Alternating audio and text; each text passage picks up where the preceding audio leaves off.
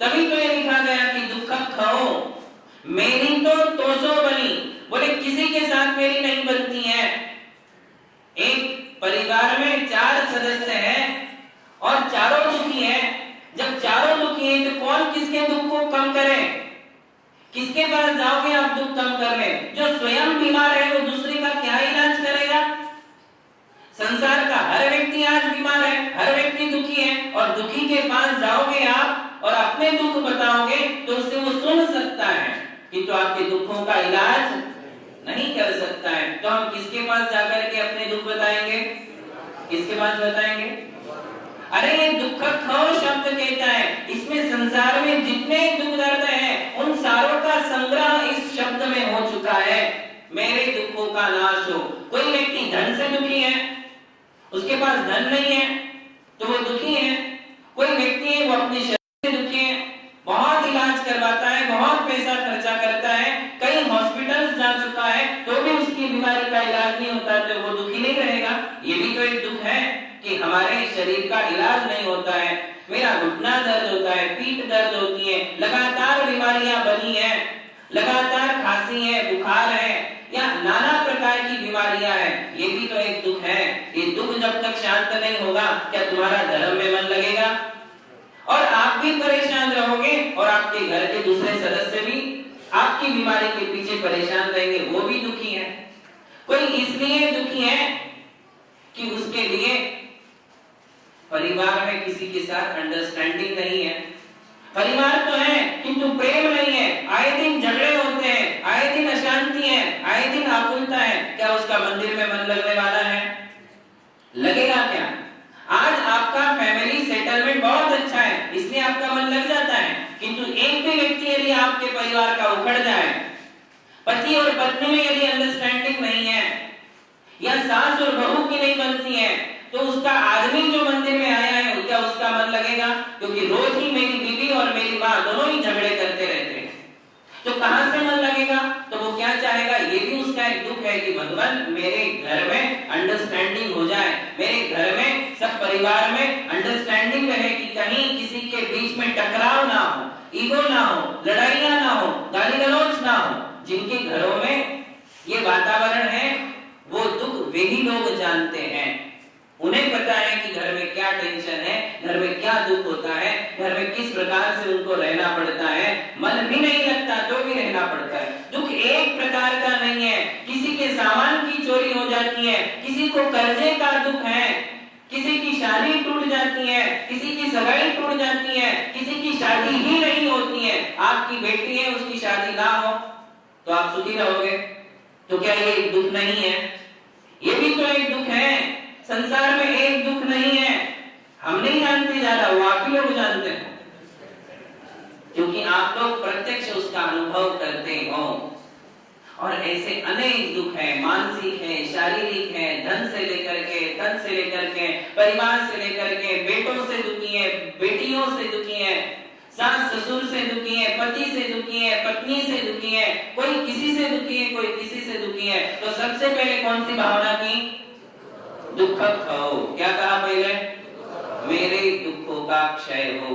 देखिए भगवान का कहा हुआ जो धर्म है वो ऐसा नहीं है कि तुम्हारे घर में कुछ भी कर होता रहे, तुमको तो धर्म करना ही है। ऐसा हमारा धर्म नहीं कहता है कि तुम्हारी फैमिली में लाख दुख दर्द हो तुम उसकी तरफ ध्यान मत दो, तुमको तो मंदिर आना ही है, तुमको तो अभिषेक पूजा करना ही है। अरे कैसे कोई व्यक्ति कर सकता है?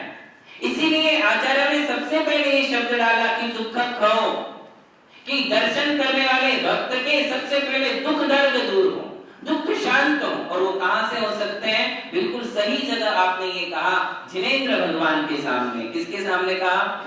भगवान के सामने आकर सबसे पहले आपने कहा कि मेरे दुखों का क्षय हो। मैं आपकी प्रतिदिन अर्चना, पूजा, वंदना और नमस्कार करता हूँ, भक्ति पूर्वक करता हूँ, मन से करता हूँ। मैंने संसार के सारे सहारे छोड़ दिए हैं, मैं आपके सहारे में आया हूँ। मेरे दुखों का अंत कीजिए, मेरे दुखों का इलाज कीजिए कि मुझे घर से, परिवार से, मन से, तन से, धन से किसी प्रकार का दुख ना हो, जिससे मैं और ज्यादा भक्ति कर सकूं। क्या भावना है उसकी? ऐसे नहीं कि सब मिल जाने के फिर मैं आपको राम राम करूं। बहुत हो गया भगवान, अभी आपने सही कर दिया। ऐसी भावना नहीं है, गलत विचार नहीं है। उसकी क्या विचार है? धर्मात्मा है, धर्म पे अटूट श्रद्धा है, भगवान के चरणों में उसकी श्रद्धा है। इसलिए वो भगवान से कह रहा है कि मेरे दुखों का अंत कीजिए, जिससे मैं आपकी भक्ति और अच्छे तरीके से कर सकूं, और अच्छे से दान दे सकूं, और ज्यादा समय मैं मंदिर में दे सकूं। पहले मेरे दुखों का इलाज कीजिए। ये भावना कहाँ बाधा है? भगवान के चरणों में। और कहीं मत जाओ, कहीं मिथ्या देवताओं के पास जाने की जरूरत नहीं है। किसी कुदेवी देवता नॉन जैन टेम्पल्स में जाने की आवश्यकता नहीं है। कहाँ आना है हमें? हमारे भगवान के चरणों में। भगवान देते हैं, भगवान नहीं देते ऐसा कभी नहीं है। ध्यान रखना है बात। इस पर हम आपके लिए एक स्पेशल लेक्चर देंगे कि जो हमारी मिथ्या भ्रांतियां हमारे दिमाग में फैली हुई है कि हमारे भगवान तो देते ही नहीं, हमारे भगवान तो देते ही नहीं, ये इसके विषय में मैं आपके लिए बिल्कुल सटीक कुंद कुंद स्वामी की गाथा रख के आपको समझाऊंगा कि ऐसा हमारे धर्म में है ही नहीं कि भगवान देते नहीं। संसार का एक भी प्राणी ऐसा नहीं है जिसमें देने की क्षमता ना हो, दानांतराय कर्म का क्षयोक्षम ना हो। और उन्होंने तो दानांतराय कर्म का नाश कर दिया, क्षयिक दान देते हैं। जो भगवान दे सकते हैं वो संसार में कोई नहीं दे सकता है। इसलिए हमने बहुत सही जगह ये प्रार्थना की है कि भगवान मेरे दुखों का अंत कीजिए, मेरा परिवार पहले सेटल कीजिए। भावना भाव भगवान के सामने आपका अधिकार है ये। यदि आप भगवान की भक्ति करते हो, स्तुति करते हो, वंदना करते हो और बहुत ही मन से आप भगवान के पीछे लगे हो, तो आपका अधिकार बनता है कि भगवान मेरा परिवार सेटल हो जाए, पहले मैं सेटल हो जाऊं, मुझे ज्यादा अपेक्षाएं नहीं है, बस मेरा परिवार अच्छे से चलता रहे और मैं आपकी भक्ति में किसी प्रकार का व्यवधान नहीं आए। ऐसा ना हो कि मैं 8 दिन आपके चरणों में ना आ पाऊं, ऐसा ना हो कि मैं महीना भर आपके चरणों में ना आ पाऊं। ऐसी किसी प्रकार की व्यवधान बाधा मेरे परिवार में नहीं आना चाहिए। मेरा मन आपके चरणों में लगा रहे, ये भावना यदि हमें भाना है तो कहाँ भाना है?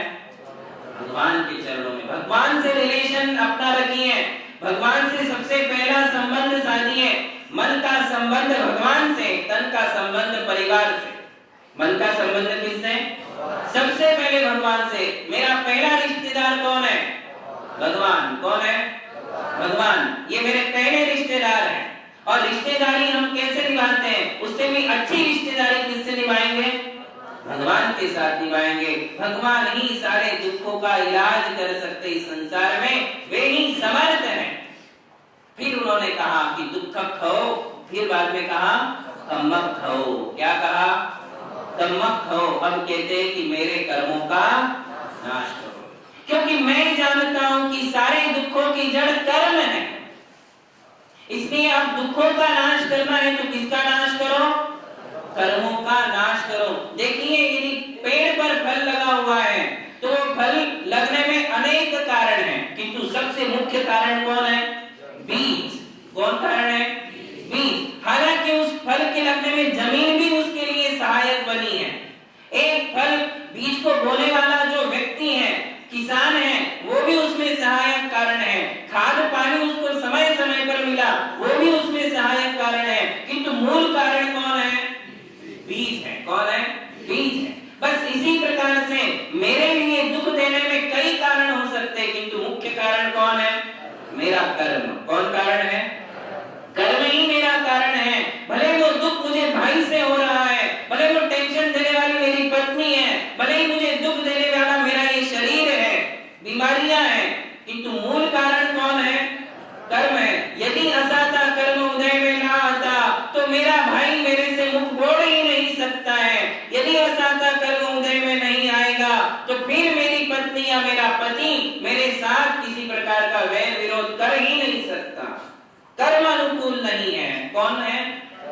कर्म प्रतिकूल है। कर्म प्रतिकूल होने के कारण आज मेरे साथ सारी समस्याएं जड़ी हुई है। इसलिए दूसरी भावना मेरी क्या है? तमक खो। क्या नष्ट हो? कर्म नष्ट हो, दुखों का नाश हो और फिर कर्मों का नाश हो। और फिर तीसरी भावना कहते हैं कि बोधि लाहो। क्या कहते हैं? देखो हम भगवान से मांग रहे हैं। कौन कहता है कि भगवान से नहीं मांगना चाहिए? अरे तो किससे मांगोगे? भगवान से नहीं मांगोगे तो किससे मांगोगे? ये भगवान से ही तो प्रार्थनाएं की जा रही है कि दुख खाओ, कमक खाओ। कई लोग हमसे आकर के कहते कि महाराज मुझे उस व्यक्ति ने बताया कि भगवान से तो मांगना नहीं चाहिए, तुम तो मूर्ख हो, तुम तो अनपढ़ हो, तुम तो गवार हो, तुमको तो अकल ही नहीं, भगवान से क्यों मांगते हो? मैंने कहा जो ये कह रहा है वही अनपढ़ है, गवार है, अकल नहीं है, उसी को नहीं है। क्यों ऐसा? क्योंकि उसे ये पता ही नहीं है कि संसार में सबसे अच्छे दाता, सबसे बड़े दाता कौन है और किसके पास जाकर के हमारे लिए प्रार्थनाएं करनी चाहिए। दूसरों को अपने दुख दर्द बताओगे, हंसी मजाक उड़ाएंगे, तुम्हारी हंसी करेंगे, वो तुम्हारी भावनाओं को समझने वाले नहीं हैं। इसलिए किससे मांगना? भगवान से मांगना। और भगवान के बाद यदि कहीं जाकर के कहना है तो गुरु से कह सकते हो, इसके अलावा तीसरा कोई स्थान नहीं। तो हमारे लिए भगवान को कहना है कि दुख खाओ, तमक खाओ, और फिर क्या कह रहे? बोधि लाओ। बोधि शब्द के 3 अर्थ हैं, एक होता है केवल ज्ञान, एक होता है रत्नत्रय, और तीसरा सामान्य अर्थ है सद्बुद्धि। क्या है? सद्बुद्धि। भगवान मेरे लिए सद्बुद्धि प्रदान करो। क्या दो? बुद्धि दो। क्योंकि दुखों का नाश करना है तो कर्मों का नाश जरूरी है, और कर्मों का नाश करना है तो क्या जरूरी है? अच्छी बुद्धि जरूरी है। बुद्धि सबके पास है किंतु अच्छी नहीं है ना। जहां काम करना चाहिए वहां काम नहीं करती है ना। जैसी बुद्धि चाहिए वैसी बुद्धि नहीं है, दुर्बुद्धि है, कुबुद्धि है। इसलिए मुझे कौन सी बुद्धि दो? सद्बुद्धि दो। यदि कहीं मेरे कर्म बहुत ज्यादा बलवान हैं, भक्ति करने के बाद भी कईयों के जीवन में दुख दर्द बने रहते हैं, तो वहां मेरी सद्बुद्धि को किसी प्रकार की आँच नहीं आना चाहिए। कई लोग बहुत धर्म करते हैं, वाकई में मन से करते हैं, धन से करते हैं, और मन से धर्म करने के बाद भी उनके दुखों का इलाज नहीं हो रहा है, तो फिर उनका धर्म से मन उठ जाता है कि इतना करने के बाद भी नहीं होता, क्या है इस धर्म में? अब यही सद्बुद्धि का रोल है। यहाँ तुम्हारी सद्बुद्धि काम करना चाहिए। भगवान से कहो कि ऐसे समय में धर्म से मेरा मन नहीं हटे, क्योंकि ध्यान रखना, यदि भक्ति करने के बाद, बहुत ज्यादा धर्म करने के बाद भी तुम्हारे दुख अभी तक बने हुए हैं, इसका मतलब कर्म बहुत ज्यादा प्रबल है। कौन प्रबल है? और तुम्हारे द्वारा किया जाने वाला धर्म अभी उतना प्रबल नहीं है। धर्म कभी दुख देता ही नहीं। तुमने भगवान के ऊपर कैसे डाल दिया कि इतनी भक्ति करने के बाद भी नहीं मिल रहा? आपकी भक्ति में कोई दम नहीं है। इसका मतलब कौन कमजोर है? भगवान कमजोर है कि वो आदमी कमजोर है? आदमी कमजोर है, उसकी भक्ति कमजोर है। तो ऐसे समय में मेरी बुद्धि बनी रहे। यदि धर्म करने के बाद भी दुख बने हैं तो उन दुखों को सहन करने की क्षमता मुझे दीजिए, उन दुखों को झेलने की ताकत मुझे दीजिए, ऐसा मानसिक बल मुझे दीजिए कि मैं दुखों में किसी प्रकार से अपने धर्म से विचलित ना हो। इसे कहते हैं सद्बुद्धि। कि कितना भी दुख आ जाए, वो दुख जब भी आएगा किसके कारण आएगा? कर्म के कारण आएगा, और उस कर्म को हटाने का सामर्थ्य जब भी किसी में होगा तो किसमें होगा? धर्म में। किसमें होगा? धर्म में। अभी यदि तुम्हारा दुख जो का त्यों बना हुआ है तो इसका मतलब आपके धर्म में अभी उतनी शक्ति या अतिशय प्रकट नहीं हुआ है। कर्म बहुत ज्यादा हावी है, कर्म बहुत ज्यादा शक्तिवान है, इसलिए आपके दुख बने हैं। फिर भी धीरे धीरे धीरे धीरे धर्म करते रहो, करते रहो, करते रहो। एक दिन आपके कर्मों की श्रृंखला टूट जाएगी। इसलिए सद्बुद्धि बनी रहे।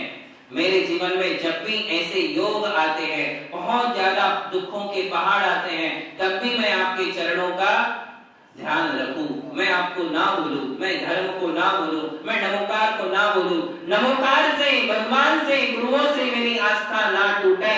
इसलिए मुझे क्या चाहिए? सद्बुद्धि। तीसरी चीज मांगी। पहली कौन सी मांगी? मेरे दुखों का नाश हो। फिर क्या कहा? मेरे कर्मों का नाश हो। तीसरी बात क्या कही?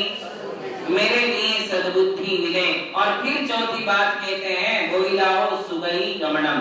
देखिए ये तो इस जन्म की बातें हो गई। 3 चीजें, मेरी दुखों का नाश हो, कर्मों का नाश हो, और मुझे सद्बुद्धि मिले। अब कहते हैं कि इस जन्म के बाद क्या हो? तो कहते हैं सुगई गमनम। क्या हो? मेरा सद्गति गमन हो। आज मुझे इतनी अच्छी गति मिली है, मनुष्य पर्याय मिली है, जैन कुल मिला है, जैन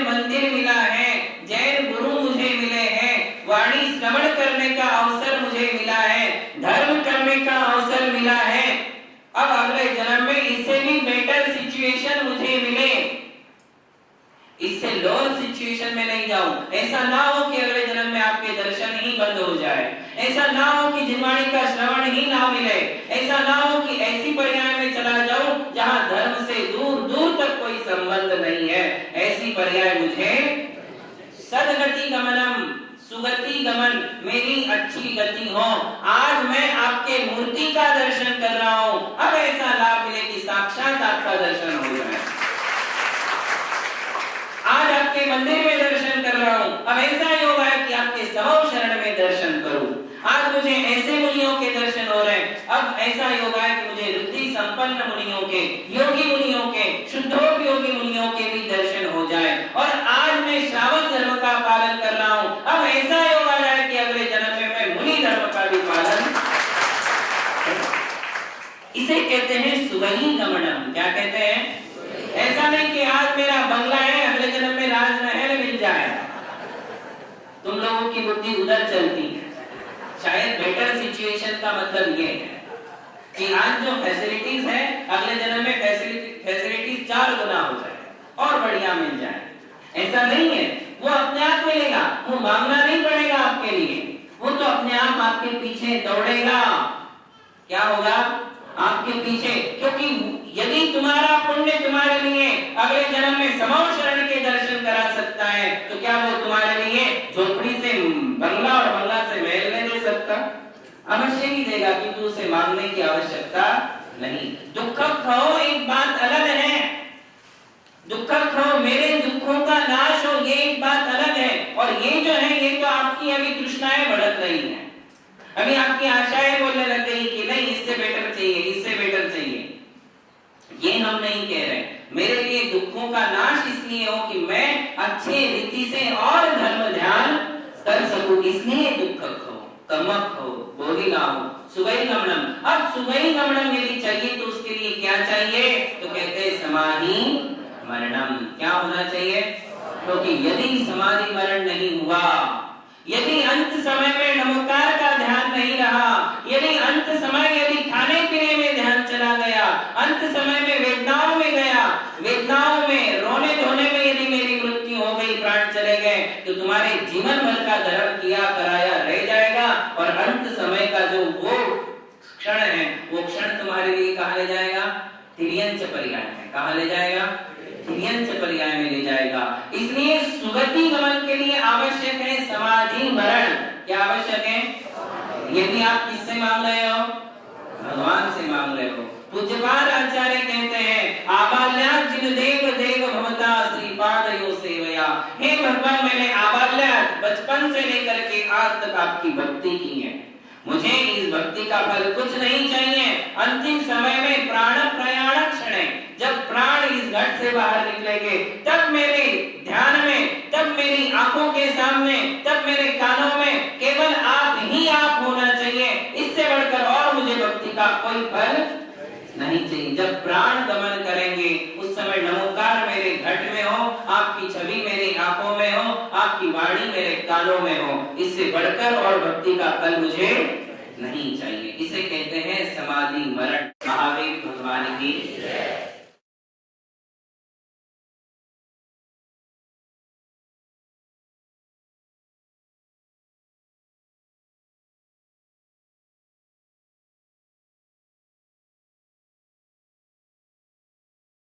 पूज्यपाद आचार्य कहते हैं, आबाल्यात् जिन देव देव भवता श्रीपादयो सेवया। हे भगवान, मैंने आबाल्यात् बचपन से लेकर के आज तक आपकी भक्ति की है, मुझे इस भक्ति का फल कुछ नहीं चाहिए। अंतिम समय में प्राण प्रयाण क्षण, जब प्राण इस घट से बाहर निकलेंगे, तब मेरे ध्यान में, तब मेरी आंखों के सामने, तब मेरे कानों में केवल आप ही आप होना चाहिए। इससे बढ़कर और मुझे भक्ति का कोई फल नहीं चाहिए। जब प्राण गमन करेंगे उस समय नमोकार मेरे घट में हो, आपकी छवि मेरी आंखों में हो, आपकी वाणी मेरे कानों में हो। इससे बढ़कर और भक्ति का फल मुझे नहीं चाहिए। इसे कहते हैं समाधि मरण। और फिर अंत में कहते हैं जिन गुण संपत्ति हो मध्यम। बोले जिन गुण संपत्ति, जिन यानी भगवान, जिन यानी भगवान, गुण यानी भगवान के गुण, और संपत्ति यानी वो भगवान के जो गुण हैं वही वास्तविक संपत्ति है, क्योंकि वो आत्मा की संपत्ति है। किसकी है? और वो जिन गुण संपत्ति क्या है? तो चार चीजें हैं, अनंत ज्ञान, अनंत दर्शन, अनंत सुख, अनंत शक्ति। ये चार जिनेंद्र भगवान के गुण माने जाते हैं। वो गुण मेरी आत्मा में भी है। प्रत्येक आत्मा में ज्ञान, दर्शन, सुख और वीर्य है, किंतु अनंत नहीं है। क्या नहीं है? अनंत नहीं है। तो मेरे में चारों गुण चरम सीमा को प्राप्त हो जाए, जैसे आपके गुण हैं वैसे ही वे गुण मुझे भी मिले। अथवा जिन गुण संपत्ति में जैसे आप वीतराग हो, वैसे भी मैं वीतराग बन जाऊं। राग, द्वेष, क्रोध, मान, माया, लोभ, ईर्ष्या, मात्सर्य, वासना, इन सारे विकारों की दलदल से मुझे ऊपर उठा लो और मुझे भी अपने समान बना लो। ये अंतिम भावना है। कौन सी? जिन गुण संपत्ति हो मन। किंतु सबसे पहले क्या है? दुख खो। जो दुख खो नहीं कर पाएगा वो जिन गुण संपत्ति क्या प्राप्त करेगा?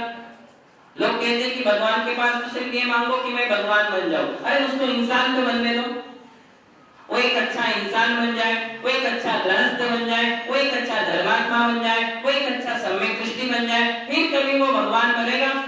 किंतु पहले ही भगवान बनाने की होड़ में यदि लगा दोगे तो वो इंसान भी नहीं बन पाएगा और भगवान भी नहीं बन पाएगा। इसलिए सीक्वेंस है, बहुत ही बढ़िया है। देखो इसमें विज्ञान है, इसमें कुछ ऐसे कारण हैं, तर्क है, उसके कारण ये सीक्वेंस बिल्कुल परफेक्ट है। दुख खो, कम्म खो, बोधि लाभो, सुगई गमनम, समाहि मरणम और जिण गुण संपत्ति हो। बात समझ में आई सबके लिए? एक बार हमारे पीछे बोलिए, नित्य कालम। कैसे बोलना है? याद है किसी को? कैसे बोलने को कहा था? अंतिम पंचांग नमस्कार में हम ये बोल रहे हैं, भावना बहा रहे हैं और हाथ जोड़ करके बोल रहे हैं। अंतिम पंचांग नमस्कार में पहले तो हम ऐसे ही बोलेंगे, नित्य कालम, हाथ जोड़िए। अब आप जो है 3 बार जो आवर्त करेंगे उसमें 3 शब्द बोलेंगे, अच्छेमी, पूजेमी, वंदामी। अब शिरोन्नति करेंगे, नमस्कामी। और अब आप पंचांग नमस्कार में बोलोगे, दुख खो, कम्म खो, बोधि लाभो, सुगई गमनम, समाहि मरणम, जिण गुण संपत्ति हो मध्यम। सब आ गया इसमें, धर्म, अर्थ, काम और मोक्ष। क्या क्या आ गया? चारों पुरुषार्थों में हमने भगवान से सिद्धि मांग ली कि मुझे धर्म, अर्थ, काम और मोक्ष चारों पुरुषार्थों में सफलता मिले। ये इस प्राकृत शब्दों का अर्थ हो चुका है। तो इस प्रकार हमने क्या किया? तीसरा पंचांग नमस्कार भगवान को किया। उस समय हमने ये प्रार्थना भगवान के चरणों में रखी। ये पंचांग नमस्कार करने के बाद अब आपके लिए लौटना है। क्या करना है? लौटना है। किंतु लौटने के पहले और भी कुछ फॉर्मेलिटीज बाकी हैं, और भी कुछ क्रियाएं बाकी हैं। जैसे भगवान का जो अभिषेक का गंधोदक है वो हमारे लिए लगाना है, चंदन हमारे लिए सिर पर लगाना है। किंतु उसके पहले भी कुछ है। यदि मंदिर में शासन देवी देवता है, देखिए उनकी उपेक्षा नहीं कर सकते हो आप, उनकी उपेक्षा करके हम बाहर नहीं निकल सकते हैं। यदि मंदिर में शासन देवी देवताओं का स्थान है तो उनके पास जाकर के उनके सम्यक दर्शन का, उनकी भक्ति का, उनकी शासन में अनुरक्ति का आपको सम्मान करना है। किसका सम्मान करना है? ये शासन देवता का सम्मान नहीं है, ये किसका सम्मान है? उनके सम्यक दर्शन का सम्मान है। किसका है? यदि ये कुदेव होते तो जैन मंदिर में क्यों होते? जैन मंदिर के बाहर नहीं कर देते। किंतु आज हजारों साल प्राचीन काल से हम शासन देवी देवताओं का स्थान प्राचीन मंदिरों में देख रहे हैं। जितनी भी प्राचीन प्रतिमाएं उत्खनन में निकलती हैं जमीन से बाहर, आप उनमें देख रहे हो तो शासन देवताओं का स्थान उसमें बना हुआ है। और आप पूरे भारतवर्ष में जितनी भी प्राचीन प्रतिमाएं हैं, खड़ी हैं, पद्मासन में, खड़गासन में, उनके बिल्कुल नजदीक में ऐसे लगे हुए, चाहे एमपी में जाइए, यूपी में जाइए, कर्नाटक में जाइए, तमिलनाडु में जाइए, जो प्राचीन प्रतिमाएं मिलेगी। आज तो हम अलग स्थान बनाते हैं शासन देवताओं का, पहले कहाँ स्थान होता था? उसी मूर्ति में स्थान होता था उनका, और नीचे ही उनके लेफ्ट हैंड में यक्षिणी और राइट हैंड में यक्ष की मूर्ति बनाई जाती थी। देखिए ये बहुत बड़ी बात है और चिंतनीय बात है कि सौदर इंद्र की प्रतिमा क्यों नहीं लगाई, जो पांचों कल्याणक करता है? ईशान इंद्र की प्रतिमा क्यों नहीं लगाई? शची देवी की प्रतिमा क्यों नहीं लगाई? ये आप पूछ सकते हो। हजारों साल पुराना प्राचीन इतिहास है। आचार्य नेमिचंद्र देव जिन्होंने गोमटसार, जीवकांड, कर्मकांड, लफ्तीसार, चपड़ासार और एक कौन सा त्रिलोकसार, ऐसे पंच कर्म सिद्धांत ग्रंथों की रचना की जो आज पॉपुलर है। आज समूचा दिगंबर जैन समाज और दिगंबर जैन समाज के सारे त्यागी पांचों ग्रंथों की पूजा करते हैं, वाचना करते हैं। उन आचार्य नेमिचंद्र देव के सानिध्य में ही बाहुबली भगवान की चरण स्थापना, मूर्ति की स्थापना हुई थी। और वहां उसी समय मूल नायक भगवान बाहुबली नहीं बना सकते क्योंकि वो सामान्य केवली है, तो मूल नायक किसे बनाया उस क्षेत्र का? नेमिनाथ भगवान को। किसे बनाया गया? नेमिनाथ भगवान को मूल नायक मूर्ति बनाई, बाहुबली भगवान की मूर्ति बनाई। और उसी समय आज से 1000 साल पूर्व कुष्मांडिनी देवी की स्थापना भी वहां की गई है। आप देखिए आज भी वो प्राचीन प्रतिमा वहां है। तो ये जो हमारी परंपरा है ये निराधार परंपरा नहीं है। इस परंपरा के पीछे आज ठोस प्रमाण, शास्त्र उसके आधार है। तो इन सम्यक दृष्टि देवी देवताओं को क्यों रखा गया? क्योंकि यक्ष और यक्षिणी ये एक ऐसा पद है। सौधर्म इंद्र विदय क्षेत्र के, भरत क्षेत्र के, ऐरावत क्षेत्र के सारे तीर्थंकरों के पंच कल्याण करता है। वो किसी एक जगह से बंधा हुआ नहीं है, किंतु यक्ष और यक्षिणी किसी एक तीर्थंकर से बंधे हुए हैं। वो उसी तीर्थंकर के यक्ष हैं, यक्षिणी। इनका काम है शासन की सेवा करना। किसकी सेवा करना? वो भगवान नहीं है, ये बात मन में रखिए। और ये सभी लोग समझते हैं कि शासन देवता भगवान नहीं है, वे अरिहंत नहीं है, वे तीर्थंकर नहीं है, पंच परमेष्ठियों में उनकी गणना नहीं है, त्यागियों में उनकी गणना नहीं है। किंतु वे कौन है? वे सम्यक दृष्टि देवी देवता हैं। सम्यक दृष्टि देवी देवता तो देवगति में असंख्य होते हैं। कितने होते हैं? असंख्य देवी देवता हैं जिन्हें सम्यक दर्शन है।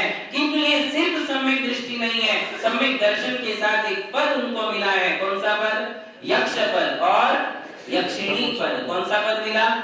सबको नहीं मिलता। जैसे सामान्य केवली बहुत हो सकते हैं, किंतु तीर्थंकर कितने होंगे? 24 नहीं होंगे। वैसे सम्यक दृष्टि देव बहुत हो सकते हैं, किंतु यक्ष और यक्षिणी कितनी रहेगी? 24 ही रहेगी। तो इन यक्ष और यक्षिणी के लिए कौन सा कार्यभार सौंपा जाता है? उनके लिए दिया जाता है शासन की सेवा। वे जिन शासन में अनुरक्त रहते हैं, जिन शासन की सेवा करते हैं, जिन शासन की भक्ति करते हैं, उस तीर्थंकर के काल में होने वाले गौरव सर्वों को दूर करने का कार्य वो करते हैं। वो उसी तीर्थंकर से संबंध रखते हैं। इसलिए जिस तीर्थंकर की मूल नायक प्रतिमा होगी उसके यक्ष और यक्षिणी की स्थापना उस मंदिर में की जाती है। अब यदि की गई है तो आप लोग क्या करोगे? आप लोग सिर्फ उनकी सेवा का सम्मान करोगे। जैसे कि कोई गुरु भक्त की आप सम्मान करते हो कि ये संगपति हैं। जैसे आचार्य शांति सागर जी महाराज के संगपति बने थे। कौन बने थे? आपकी मुंबई नगर के जवेरी पूनमचंद घासीचंद, जिन्होंने कालवा देवी मंदिर बनाया। आप उनके घर में जाकर के देखिए कि उनका जगह जगह पर कितना सम्मान हुआ था। वो सम्मान नहीं चाहते थे, मना करते थे, फिर भी समाज उनका सम्मान करती थी और प्रशस्ति पत्र देती थी। ये क्या है?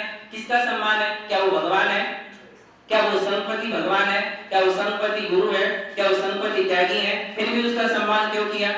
अरे ये उसकी गुरु भक्ति का सम्मान है। और वो सम्मान करने से कोई वो भगवान या गुरु नहीं बन जाते हैं। हमने उनके सम्यक दर्शन, अरे गुरु भक्त में तो ये भी नहीं देखा जाता कि सम्यक दृष्टि है या नहीं।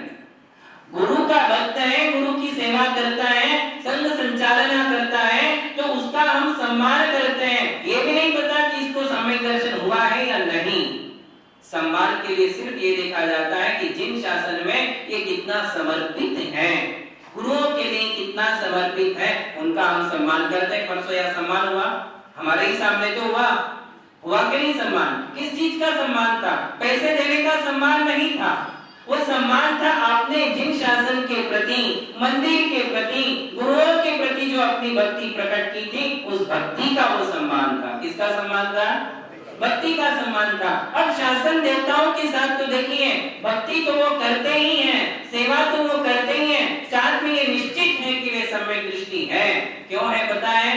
क्योंकि समो शरण की 8वीं भूमि में बिना सम्यक दर्शन के कोई प्रवेश नहीं कर सकता है। और शासन देवी देवताओं का स्थान तिलोक पंडित नाम के ग्रंथ में लिखा है कि तिथैराणम पासे चिट्ठन्ति, ये शब्द है।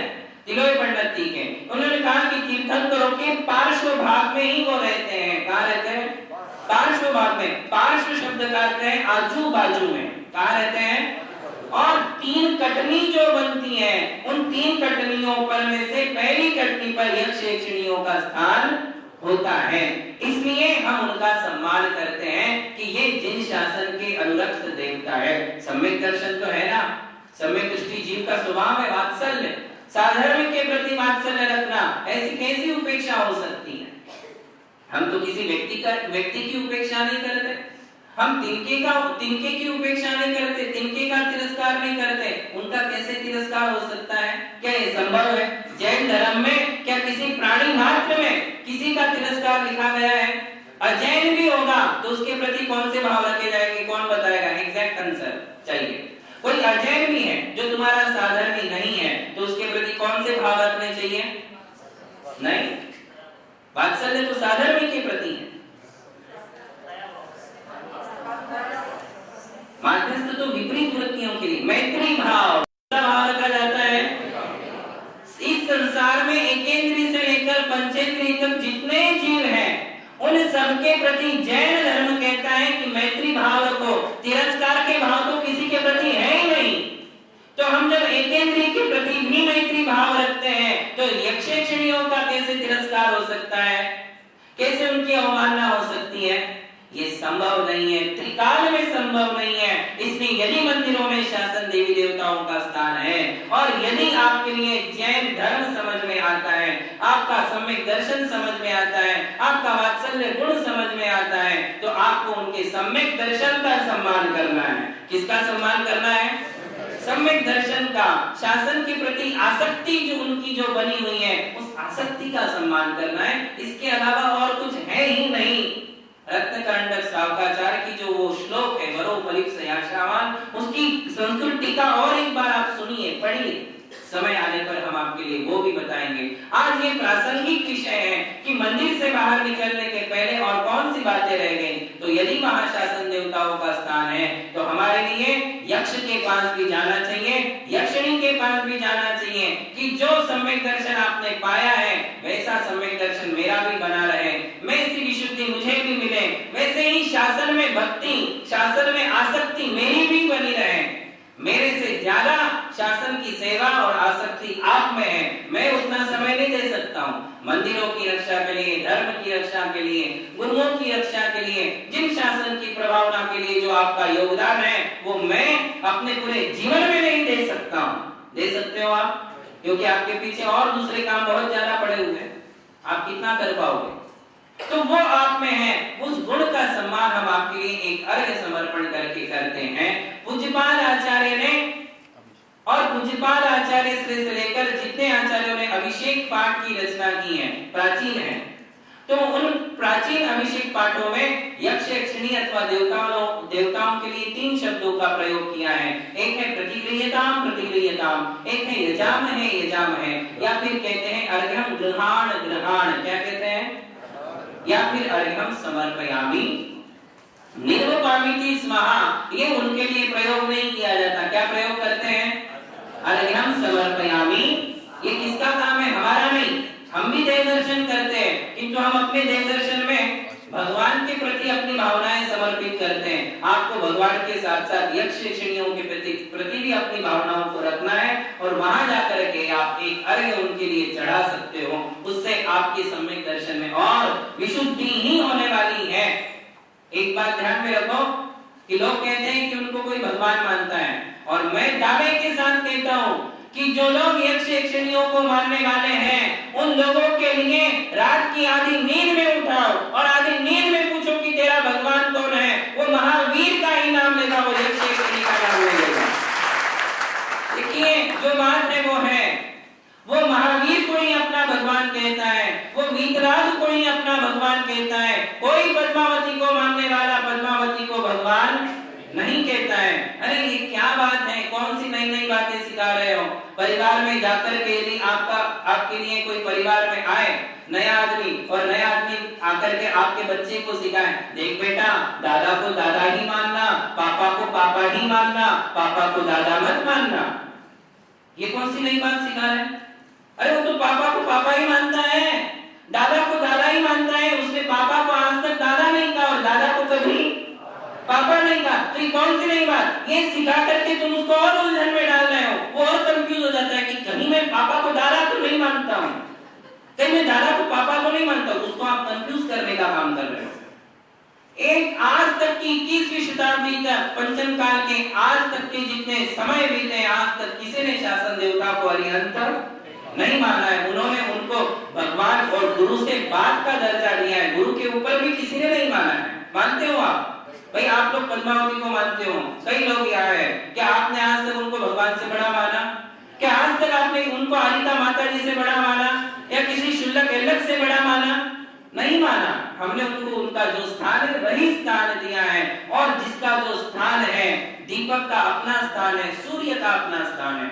सूर्य को अपना स्थान दो, दीपक को अपना स्थान दो। जिसका जो स्थान है उसको वो स्थान देना और उस स्थान के अनुसार उनके साथ व्यवहार करना, यही तो सम्यक दर्शन है। इसलिए यदि मंदिर जी से बाहर निकलने के पहले आपने शासन देवताओं को यदि अर्घ्य दे भी दिया तो उसमें आपके सम्यक दर्शन की कोई हानि नहीं होने वाली, बल्कि वात्सल्य गुण प्रकट किया, इसने आपके सम्यक दर्शन में और विशुद्धि बढ़ने ही वाली है। और वो देव दर्शन विधि आपकी परफेक्ट मानी जाएगी। उसके पश्चात आप आओगे और आने के बाद आप बंधोदक ग्रहण करोगे। क्या करोगे? अब इस विषय में जो कुछ भी डिटेल्स है, विस्तार है, हम आपके लिए कल बताएंगे। महावीर भगवान की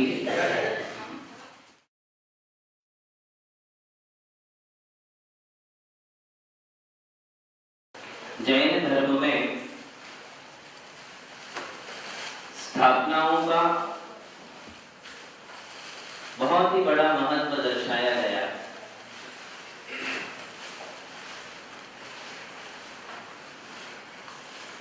स्थापना का अर्थ है जब किसी मुख्य वस्तु का अभाव हो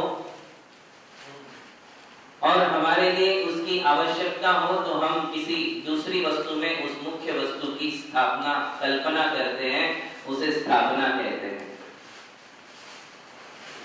मुख्या भावे सति प्रयोजने, मुख्य का अभाव और प्रयोजन के होने पर जो कल्पना की जाए उसे स्थापना कहते हैं। आज हमारे सामने मुख्य का अभाव है, इसका अरिहंत भगवान का। साक्षात अरिहंत हमारे सामने नहीं है, साक्षात समौशरण हमारे सामने नहीं है, समौशरण में विराजमान तीर्थंकर आज हमारे सामने नहीं है। इसे कहते हैं मुख्य का अभाव। और हमें उनकी जरूरत है, किसकी? अरिहंतों की। अरिहंत आज समौशरण में विराजमान नहीं है, आज समौशरण नहीं है, साक्षात तीर्थंकर नहीं है, और हमें उनकी जरूरत है, क्योंकि हमें उनकी आराधना करना है, हमें उनकी पूजा करना है, हमें उनके निमित्त से अपने परिणामों को सुधारना है, अपने जीवन में परिवर्तन लाना है, अपने स्वभाव में परिवर्तन लाना है। तो हमारे लिए अरिहंत की आवश्यकता है और मुख्य का अभाव है, अर्थात अरिहंत हमारे सामने नहीं है। इसलिए अब उनकी कल्पना हमने किसमें की? स्थापना किसमें की? पाषाण में। किसमें की? इसे कहते हैं स्थापना, कि मुख्य नहीं है किंतु हमें उनकी जरूरत है, इसलिए उनकी कल्पना किसी अन्य वस्तु में करना। और हम ये देखते आए हैं कि हमारे दिगंबर जैन धर्म में हम अरिहंतों की स्थापना पाषाण में करते हैं, रत्नों में करते हैं, सोने की मूर्ति में, चांदी की मूर्ति में, रत्नों की मूर्ति में और पाषाण की मूर्ति में हम उनकी कल्पना करते हैं। केवल कल्पना नहीं करते, उसका एक बृहत अनुष्ठान करते हैं। और वो आप सबके लिए पता है, उसे हम पंच कल्याणक कहते हैं, महोत्सव करते हैं। केवल ऐसा नहीं कि एक जयपुर से हमने मूर्ति बनवा ली और लाकर के मंदिर में रख दी, किसी में आप भगवान की कल्पना करिए, ऐसा सामान्य उसका प्रोसीजर नहीं है। इसकी एक विशेष विधि होती है, उसी विधि विधान के तहत वो मूर्ति एक भगवान की गरिमा को प्राप्त हो जाती है। उसे हम पंच कल्याण प्रतिष्ठा, अंकन्यास, सूर्य मंत्र आदि की विधि से उसमें हम भगवान की कल्पना करते हैं। अब कहा ही गया है कि साक्षात अरिहंत के दर्शन से जो पुण्य होने वाला है, या साक्षात अरिहंत के दर्शन से जो कार्य होने वाले हैं वे सब के सब भले ही ना हो, किंतु अब उनकी मूर्ति के साथ हम जो भक्ति रूप व्यवहार करेंगे उससे हमारे लिए तीव्र पुण्य कर्म का बंध और पाप कर्मों का संवर और निर्जरा हमारे लिए होती है। पीछे बंधे हुए जो हमारे पाप कर्म हैं वे पाप कर्म अरिहंत भगवान की मूर्ति के दर्शन मात्र से विलय को प्राप्त हो जाते हैं। वो अतिशय उस मूर्ति में आ जाता है। हालांकि मूर्ति अचेतन है, अचित्त है, उसमें जीव नहीं है, किंतु हमने उसमें एक विशेष विधि पूर्वक अरिहंत भगवान की स्थापना की है। मुनियों के द्वारा उसमें सूर्य मंत्र दिए गए हैं और विशेष प्रकार की प्राण प्रतिष्ठा उसमें की गई है। अब वो मूर्ति नहीं रही, वो भगवान बन गए। क्या बन गए? भगवान। तो उसमें एक श्लोक आता है, 3 बातें उसमें बताई है कि किसी भगवान की मूर्ति में पाषाण की कल्पना करना और मंत्रों में अक्षरों की कल्पना करना और गुरुओं में सामान्य व्यक्ति की कल्पना करना कि ये गुरु क्या है, हम जैसे ही तो है, हमारे जैसा ही तो शरीर है, हम जैसे ही तो होते हैं। तो किसी गुरु में सामान्य इंसान की कल्पना करना या किसी भगवान की मूर्ति को पाषाण कह देना या किसी मंत्र को सामान्य अक्षर की कल्पना करना, ऐसा करने से त्रयाणाम नरक स्थिति, उनकी नरक आयु का बंध उनके लिए होता है। यहाँ तक प्रतिष्ठा शास्त्रों में लिखा है कि जिस मूर्ति में प्राण प्रतिष्ठा हो गई, पंच कल्याणक जिसके हो गए, तीर्थंकरों की स्थापना जिसमें हो गई, सूर्य मंत्र जिसमें दिए गए, अब वो पाषाण नहीं रहा, वो क्या बन गए? भगवान बन गए। अब उनमें हमें केवल भगवान को ही देखना चाहिए। अब उसमें पाषाण, पीतल, पंचधातु, अष्टधातु और रत्न, सोना, चांदी आदि बातें गौण हो गई। अब वो क्या बन गए? भगवान। चाहे वो सोने की मूर्ति हो, चाहे वो पीतल की हो, चाहे अष्ट धातु की हो, किंतु उनमें समान भगवत्ता अब निर्माण हो चुकी है, समान भगवत्ता आ चुकी है। इसलिए अब उनके लिए हमें किसी प्रकार की दूसरी कल्पना नहीं करते हुए केवल भगवान की कल्पना करना चाहिए। और उसमें कहा गया है कि ऐसा यदि जिनबिंब है, ऐसा जिनबिंब जिसमें विधि पूर्वक मुनियों के द्वारा और एक अच्छे आचरण वाले विधि विधान के जानकार प्रतिष्ठाचार्य के द्वारा जिसमें तीर्थंकर की स्थापना की गई है, उस जिनबिंब के दर्शन से विधत्ती और निकाची जैसे कर्म भी नष्ट हो जाते हैं। ऐसे कर्म जो कड़ी तपस्या से नष्ट नहीं हो पाते हैं, वो कर्म केवल जिनेंद्र भगवान के दर्शन से नष्ट हो जाया करते हैं। ये जिनेंद्र भगवान के दर्शन की महिमा है, आप इसे सामान्य नहीं समझे। इसीलिए तो हम सीधे सीधे जाकर के भगवान को नहीं छूते हैं। छूते क्या? नहीं छूते। उसके लिए हम स्नान करते, शुद्ध सोले के वस्त्र पहनते हैं, हाथ पांव धो लेते हैं, नवांगों पर हम चंदन लगा लेते हैं और फिर मंत्र शुद्धि, जल स्नान, मंत्र स्नान, व्रत स्नान करने के पश्चात हम भगवान के नजदीक जाकर उनके चरणों का स्पर्श